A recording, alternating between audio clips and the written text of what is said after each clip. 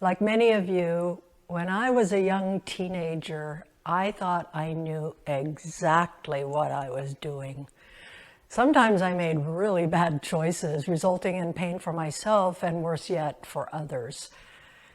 And sometimes I repeated those same mistakes over and over again and kept blaming other people for the way things turned out. A part of me would like to avoid ever looking back on those painful, dark times. But the truth is, they've often been the source of my biggest breakthroughs and personal growth. At the end of this brief program, we'll recommend additional materials to support you in moving beyond and growing from the dark times in your life.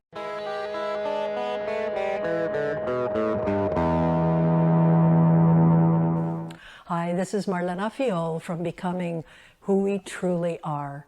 It's a YouTube channel that deepens our understanding of who we are and what's possible for us.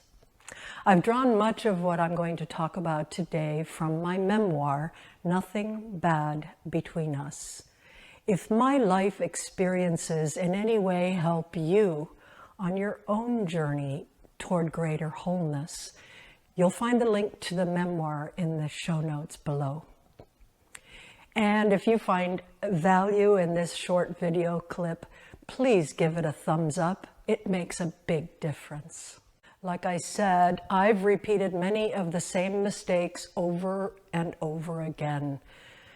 Turns out that's not really that unusual. Even competent professionals can fall into the trap of being so sure they know what's best that they repeatedly make the same mistakes.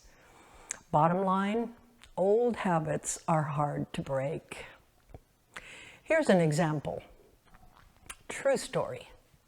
A man was shot in the abdomen in 1901 at the Pan American Games in Buffalo, New York. Physicians followed the accepted practice at the time, and they probed for the bullet, searching for it. The wounded man died. He was William McKinley, the 25th President of the United States. He died while doctors were looking for answers in the wrong places. And at that exact time, X-ray, a new life-saving technology, was available at the Games, but it wasn't used. Have you ever continued to use your old strategies over and over again when new approaches that are more effective might be right there in front of you, like I did? In the words of an old country song, I was looking for love in all the wrong places. But let me back up a bit. I grew up on a leprosy station my good Mennonite parents founded in Paraguay the year I was born. At age 14, knowing I was all grown up, I stubbornly told my folks that I would not go to the United States to live with relatives to complete high school the way my older siblings had done. Eventually, I convinced them to let me go to a Spanish-speaking Catholic high school in Asunción. Now, we Mennonites did not mix with Catholics. But since I couldn't speak Spanish, oh, and by the way, the leprosy station was in a low German Mennonite community, so I didn't speak Spanish, even though I lived in Paraguay. But they figured since I couldn't speak Spanish that I'd soon flunk out anyway, so let her go. I showed them. I got all A's and I finished first in my class. Sounds good, right? Turns out that success in school wasn't enough. I continued to be a lonely girl in a big city with very little supervision.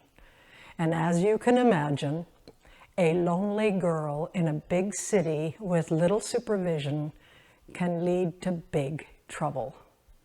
Here's how the big trouble began, and I'm going to read you a segment from the memoir. Hans rang the bell at the gate of the pension. I walked out into the courtyard wearing a long yellow flannel nightgown with a big black shawl wrapped around my shoulders. Marlena, don't take me so late. I'm so sorry, he said in Plotich through the bars of the gate. I hardly knew this man, other than the fact that he was Helmut's brother. I knew that he was much older, maybe 28 or so, and married with 2 kids. What was he doing at my pension?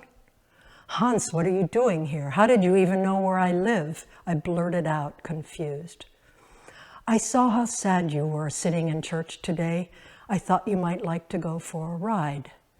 Come. How do you think that turned out? What would you have done? Have you ever fallen into a similar trap? I'd love to know what you think. My big troubles didn't end there. They soon infected other aspects of my life. Today, looking back, I recognize how challenging it really is to change deep-seated patterns of behavior. And we easily generalize when we think we know what we think we know to other parts of our lives. Like Mark Twain said, if a cat sits on a hot stove, that cat won't sit on a hot stove again. That cat won't sit on a cold stove either. For those of you who are deeply engaged in your own quest to becoming who you truly are, I just want to say that my path may not be the best one for you. Going back in time to confront my dysfunctional decisions and behaviors has been a way for me to move toward increasing levels of authentic peace. But naturally, only you can decide what path best fits your needs. I do hope that parts of my story are useful to you in stimulating your thinking about the kinds of choices you've made or are still making today. And I also want to continue learning about possibilities for my own life, so I look forward to hearing from you about choices that have worked out really well, and maybe choices that haven't worked out quite so well for you, so that I can learn from them. If you found value in this program, please do give it a thumbs up, or hit the subscribe button on the screen. It really does matter. Also, please post any questions or comments you might have. I will respond promptly. For example, has revisiting the painful times in your life led to growth and learning? And just so you know, I'll be posting a new episode of this YouTube channel at 6 a.m. every Tuesday.